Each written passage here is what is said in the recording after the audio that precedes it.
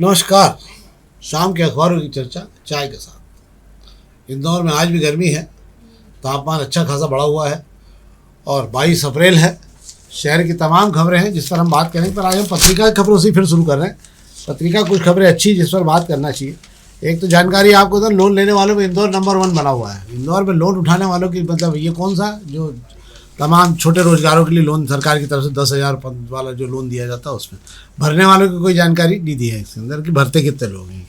पर हम खबरों की बात करें, एक तो इंदौर में 5,000 नए फ्लैट बनाने की DPR मंजूर हो गई। प्रधानमंत्री आवास योजना का फेज़ 2 का काम शुरू होने वाला है और सिंधोड़ा और सनावदिया में बहुत तेज़ी से काम शुरू होगा। इसके निर्माण को लेकर हितग्राहियों का चयन भी शुरू हो गया। ये प्रधानमंत्री आवास के फ्लैट मिलते किसको है, क्या है सीन? जी बिल्कुल, ये प्रधानमंत्री आवास योजना के फ्लैट कोई भी ले सकता है। उसके लिए कोई बंधन नहीं है, ना किसी तरह की कोई पाबंदी लगाई गई है। 18,000 से ज़्यादा फ्लैट पहले बनाए जा चुके थे।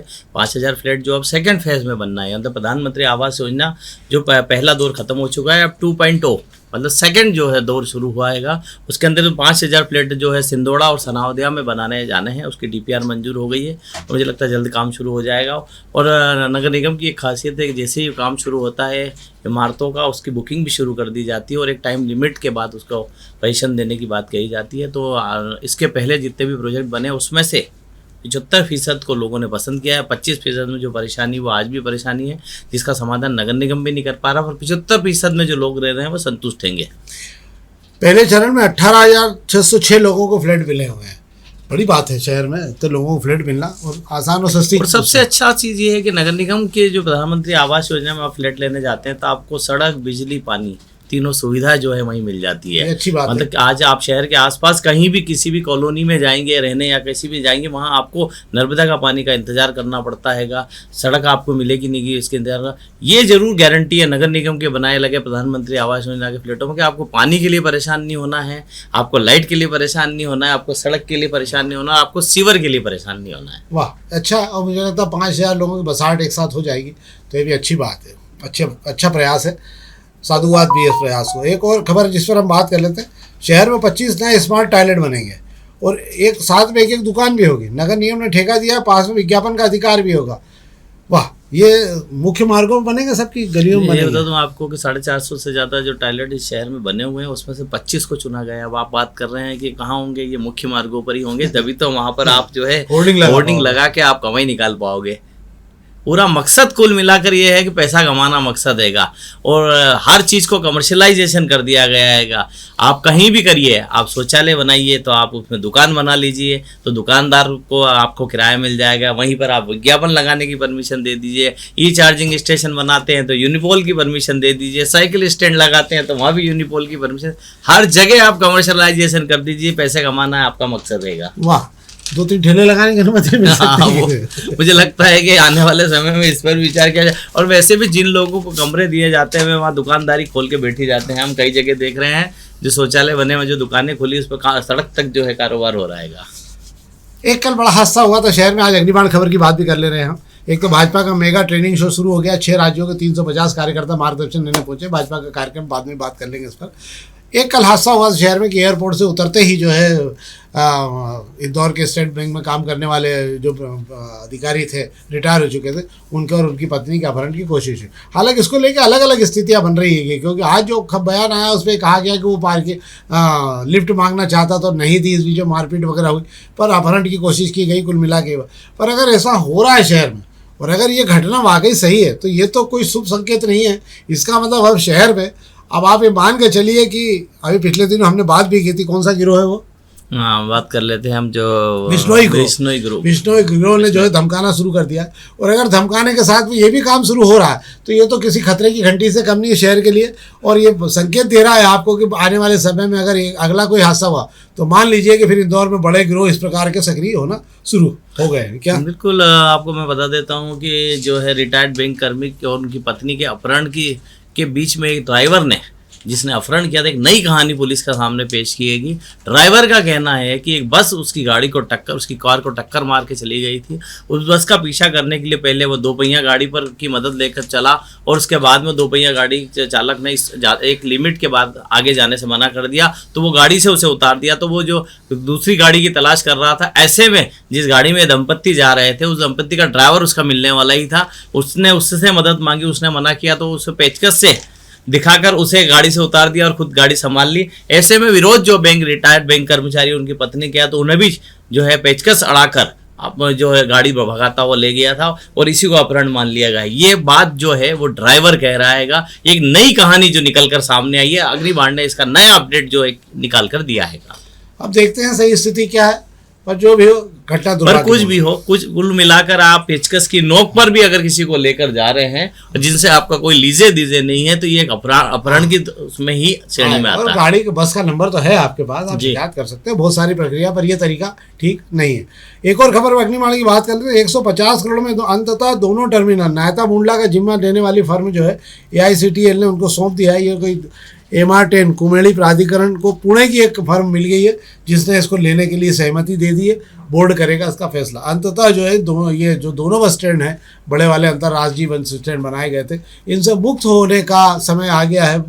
लंबे समय से प्रशासन, प्राधिकरण सब इसके लिए लगे हुए थे कि किसी भी तरह से ये जो हाथी खड़े हो गए हैं इनसे कैसे मुक्ति पाई जाए। अब अगर मुक्ति का रास्ता निकला है और अगर ये चल पड़ा तो नया एक बस स्टैंड शहर के लिए और शुरू हो जाएगा। क्या सर? कहा जाता है कोर्ट में तारीख पे तारीख लगती है, वैसे ही आइडिया के बनाए गए दोनों बस स्टैंड को कोई ठेकेदार ले ले, इसको लेकर ठेके पे ठेके निकाले गए। आखिरकार जो ठेकेदार मिल गए हैं, कुमेड़ी का जो आपको मैं बता दूं, पत्थर मुंडला वाले की अगर हम पहले बात कर लें तो पत्थर मुंडला का बस स्टैंड बनाने में 40 करोड़ रुपए खर्च किए गए।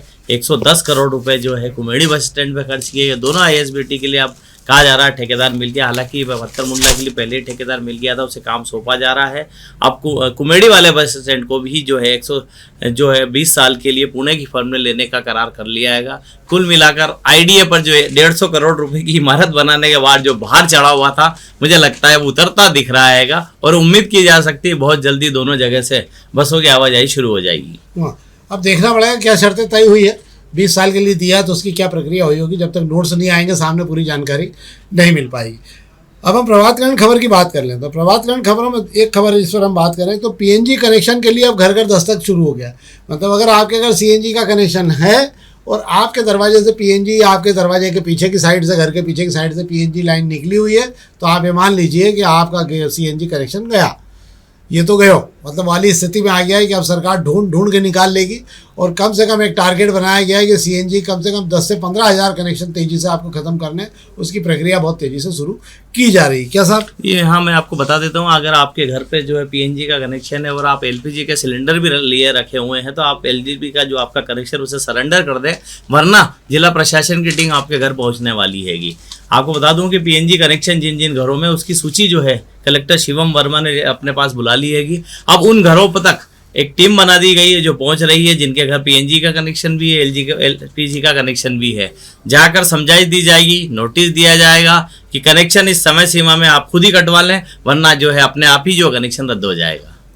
मतलब सील वील भी करते हैं क्या घर की? नहीं सील वील तो नहीं करते, अब कनेक्शन ही काट दिया जाएगा तो सील करने की जरूरत नहीं है। आपका LPG का कनेक्शन स्वतः ही सरकार की तरफ से निरस्त कर दिया जाएगा। एक और खबर प्रभातकरण की बात कर लेते हैं। हम इन मामलों में बहुत दिनों से सक्रिय हैं और हम आग्रह भी करते रहते हैं कि तालाबों को बचाया जाना चाहिए। बिलावली तालाब से नहीं हटे कब्जे और बन रहे हैं मकान। अदालत के आदेश के बाद भी कोई कार्रवाई नहीं हो रही। क्या हो रहा है शहर में? बिलावली चांदा का तालाब 100 एकड़ से घट के 20 एकड़ का रह गया। अब बिलावली तालाब के बाहर मकान बन रहे हैं। ये आपका तमाम गंगा अभियान किसी काम के नहीं रहेंगे अगर शहर के 4-5 तालाब भी जो बचे हुए अगर वो हाथ धोना पड़ा उनकी ज़मीनों से, तो ये बड़ी दुखद स्थिति होगी। हमको दिखता है, लोगों को दिखता है, पर प्रशासन नगर निगमों को क्यों नहीं दिखता? ये बड़े आश्चर्य की बात। क्या है सर? बिल्कुल आप सही कह रहे हैं कि जिम्मेदारों को नहीं दिखाई देता है। अगर अवैध कॉलोनियों पर बुलडोजर चलाने की बात चल रही है, मुहिम चला रहे हैं, शहर के अंदर कार्रवाई की बात कही, हर 15 दिन में रिपोर्ट मांग रहे हैं, ऐसे में उसके बाद भी अगर मकान बनते दिखाई देते हैं और खासकर तालाब की ज़मीन पर, तो इससे बड़ा शहर के लिए दुर्भाग्य नहीं हो सकता। कि रोक के बाद भी मकान बेधड़क के बन रहे हैं और तालाब किनारे मतलब कैचमेंट एरिया में मकान बन रहे हैं। हाँ, ये और बड़ी तगड़ी स्थिति है। हो सकता है थोड़ी देर बाद वेटलैंड एरिया में बीच तालाब के अंदर मछली पकड़ते हुए मिलेंगे आपको थोड़े बहुत मकान बना के लोग, क्योंकि दरवाजे भी पहुंच जाएंगे ना वो तो उसके अंदर तालाब में। अब हम दोपहर की खबरों की बात कर लेते हैं। दोपहर की खबरों में 2 खबरों में बात करेंगे। एक तो फायर ब्रिगेड को मिली है 1.5 करोड़ की रोबोटिक मशीन। लंबे समय से इसकी ज़रूरत थी और लंबे समय से मांगी भी जा रही थी। इस मशीन से एक फ़ायदा ये होगा कि जहाँ बहुत सारी जगह पर जहाँ फायर ब्रिगेड के अधिक कर्मचारी अंदर नहीं जा पाते, वहाँ पर रोबोटिक मशीन बहुत तेज़ी से अंदर जाके उसकी चारों तरफ से पानी फेंकने की क्षमता रहेगी। इससे सबसे बड़ा फ़ायदा ये होगा कि रोबोटिक मशीन के जाने के बाद में अंदर वो आराम से घूम फिर के जो है पानी का प्रेशर बना के आग को बुझा सकेगी। क्या सर? बिल्कुल आप सही कह रहे हैं कि अगर बात कर लेते हैं जहाँ आग लगी उस इमारत में रोबोटिक मशीन पहुंच जाएगी, उन गली सकड़ी गलियों में रोबोटिक मशीन पहुंच जाएगी जहाँ अभी फायर ब्रिगेड की गाड़ियाँ नहीं पहुंच पाती है। ये सबक जो अभी शहर में जो कुछ दिनों में जो आग की घटनाएं हुई उसको देकर लिया गया है। और बात कर रहे हैं इस रोबोटिक मशीन की, इसकी क्षमता 100 मीटर की रेंज में है, चारों तरफ पानी आपको है उछलने की ताकत रखती है कि मतलब इतना पानी ये फेंक पाएगी 100 मीटर के दायरे में, आग बुझाने में सुविधा होगी। राजवाड़ा पर इसका डेमो भी कर दिया गया है। आपको बता दूं कि राजवाड़ा की हरियाली के ऊपर जो पानी की बौछारें कर जो है इस मशीन से जो दिखाया गया, हालांकि संसाधन आ गए, सब कुछ हो गया, फिर भी शहर में आग की घटनाएं रुक नहीं रही है। गर्मियों के दिनों की अगर बात करें, इस गर्मी की शुरुआत तो आग की कई घटनाओं से हुई है जो शहर के लिए दुखद है। मुझे लगता है कि इसके लिए हमें आम लोगों को भी कहीं ना कहीं सतर्क रहने की जरूरत है कि आग को लेकर सतर्कता बढ़ती जाए। हम लोग उसमें शामिल हैं जिन लोगों ने फायर ब्रिगेड की गाड़ियों में घंटी टन टन बजते हुए देखी जाती थी। अब आजकल सायरन बजने लगे हैं जी। समय के साथ में अब सायरन बजने लगे हैं और ये 1.5 करोड़ के लगभग की रोबोटिक मशीन है। एक और खबर आपकी जानकारी योग्य है और अच्छी खबर ये भी कि इंदौर में ईवी शिफ्ट मतलब हर 5 में अब एक गाड़ी जो है इलेक्ट्रॉनिक हो गई है, बैटरी से चलने वाली गाड़ियाँ। धीरे धीरे ये जो पेट्रोल का संकट और ये सब चीज़ें शुरू हुई, उन्होंने बहुत सारे रास्ते खोल दिए। अपने आप ही नेचुरल वे में लोग ईवी की साइड जाने लगे। उनकी समझ में आ गया कि अब ये संकट लंबे समय बना रह सकता है, तो बहुत बार घंटों लाइन में खड़े होने से अच्छा है कि एक गाड़ी तो अब हर घर में वो ये रहा है कि हर घर में अगर 3 गाड़ियाँ तो एक गाड़ी ईवी से चलने वाली बहुत आराम से खड़ी हो गई है। छोटी हो बड़ी हो, पर उन्होंने ईवी की एक गाड़ी अपने आप खड़ी कर ली। जहाँ कारें, उन्होंने भी एक छोटी वाली ईवी वाली कारें खड़ी कर ली ताकि इमरजेंसी हो तो कम से कम हमारी गाड़ियों से अपना उसका उपयोग कर सकते हैं। क्या साहब? जी बिल्कुल आप सही कह रहे हैं। जिनके पास ऑप्शन है उन्होंने अब एक वाहन तो अपने घर में ईवी का एक खड़ा कर ही लिया है, चाहे 2 पहिया हो या 4 पहिया हो, ज़रूरत पड़ने पर उसका इस्तेमाल किया जा सकेगा, क्योंकि ये लड़ाई तो चल रही है और इस तरीके के हालात आगे भी बनते रहेंगे। और ईवी मुझे ऐसा लगता है कि खर्चे में भी सस्ती पड़ रही है, इसलिए लोगों को पसंद आ रही है और ईवी के विकल्प जो है शहर में खूब आ गए हैं। हम आप किसी भी विकल्प पर किसी भी रेंज पर हम जा सकते हैं।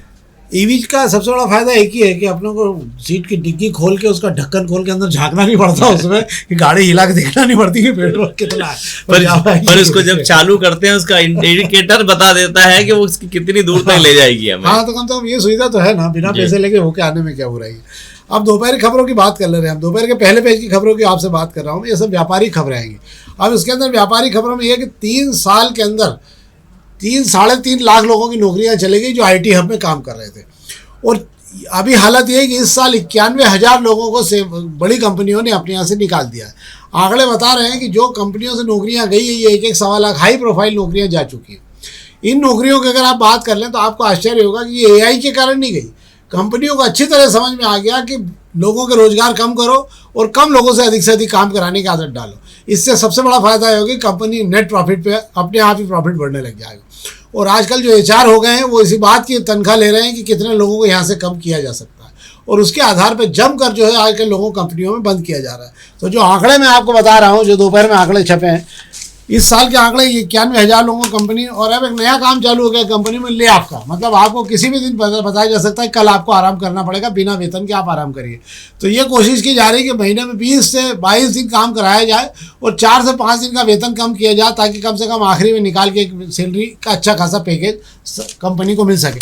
और जिन लोगों को HR से नियुक्ति की जा रही वो भी बताते कि साहब हमने इस बार 6 लाख या 20 लाख या 30 लाख रुपये कंपनी के बचा के दिए। तो जो है नौकरियाँ कम हो रही हैं उसमें आपको आश्चर्य होगा कि 2024 में 500 कंपनियों ने छटनी की थी, 25 में 700 कंपनियों ने की थी, 2,24,000 लोगों की सेवाएं कम। तो 2026 में ये 234 कंपनियों ने 91,000 लोगों को निकाल दिया। ये सब कौन से लोग हैं जो IIT, IIM और BE करके इंजीनियर होके इन IT कंपनियों में काम करने गए थे। और बहुत बड़ी लंबी चौड़ी लिस्ट है जिसके अंदर बताया गया है कि कौन कौन सी कंपनियों ने हज़ारों की तादाद में लोगों की नौकरियाँ जारी। अब ये क्रम आगे भी जारी रहेगा। एक खबर ये थी, एक बड़ी खबर और है 141 दवाओं के सैंपल फेल हो गए। ये कौन सी दवाइयाँ जो बीपी, शुगर, हार्ट के लिए जो बनाई जा रही थी वो सैंपल फेल हो गए। इनको वापस बुलाया जा रहा है, इनके लिए नोटिस भी भेजे गए। पर अब बहुत सारी दवाइयाँ जो खा चुके हैं उनका क्या, उनका कुछ नहीं है। इसमें हिमाचल प्रदेश की सबसे ज़्यादा कंपनियाँ हैं जो इस प्रकार की दवाइयाँ अमानक स्तर की, नकली नहीं कहलाती, मतलब अमानक स्तर की कहलाती, जो उसकी क्षमता होना चाहिए उससे कम होती है, और उसके आधार पर ये कंपनियों को जो है इनको वापस बुलाने कहा गया। और आज एक बार फिर ट्रंप ने घोषणा कर दी कि सीज फायर की अवधि बढ़ा दी है, पर ट्रंप के लगातार उल जलूल घोषणाओं से लोग और बाजार परेशान हो गए। तो आज फिर बाजार जो है धड़ाम से नीचे आ गया। शेयर बाजार 450 अंकों तक टूट गया था सुबह 11:30-12 बजे तक, और रुपया 31 पैसे टूट गया था। मतलब अब क्या शेयर बाजार हो कि तेल का बाजार हो कि ये सब, अब ट्रंप की धमकियों के आधार पर ये खबरें चलने लगी है। आपको शायद याद होगा 2 दिन पहले भास्कर में एक बहुत बड़ी खबर छपी थी कि तमाम चढ़ाव उतार के बीच भी 4-5 तेल कंपनियों ने जमकर पैसा कूटा और गायब हो गई बाजार से। कब? जब ट्रंप ने धमकी दी, तेल के भाव बढ़े, उन्होंने तेल को खेल खेला, वापस कम हुआ, फिर खेल लिया, और ये ट्रंप के आधार पर ये काम चला है। तो अब ट्रंप की धमकी का कारण बाजार में चढ़ाव उतार बने हुए हैं। ये थी महत्वपूर्ण खबरें। सोने चांदी बिल्कुल सामान्य बढ़ावत रही। ये वो वाली खबरें जो आपको हम इसलिए बताते हैं ताकि आपको सांसारिक दूसरे जो अंतर्राष्ट्रीय और राष्ट्रीय खबरों का ज्ञान भी रहे, और उसी के आधार पर हम ये खबरों का चयन कर लेते हैं ताकि आपको शहर की खबरों के अलावा बाहर की खबरें भी मिल सकें। ये कार्यक्रम आपके लिए बनाते हैं। दोपहर न्यूज का विशेष कार्यक्रम है। हमारा आग्रह है अपने साथियों तक इस कार्यक्रम को जरूर पहुंचाएं। जो लोग इंदौर के बाहर देखते हैं वो हमको धन्यवाद भी देते हैं। जिन्होंने कल ई रिक्शे को लेकर बहुत सारे लोगों ने हमको कमेंट्स भी किए कि ई रिक्शे में क्या प्रॉब्लम आ रही है या शहर में हम आके कैसा अनुभव करते हैं। तो हमारा आग्रह है कृपा करके अगर आप भी कुछ सोचते हैं तो हमको आप भेजिए, हम उसको जरूर आपकी बात को सुधार की कोशिश करेंगे कि और सुधार हो सके। आपको एक बार फिर बहुत बहुत धन्यवाद।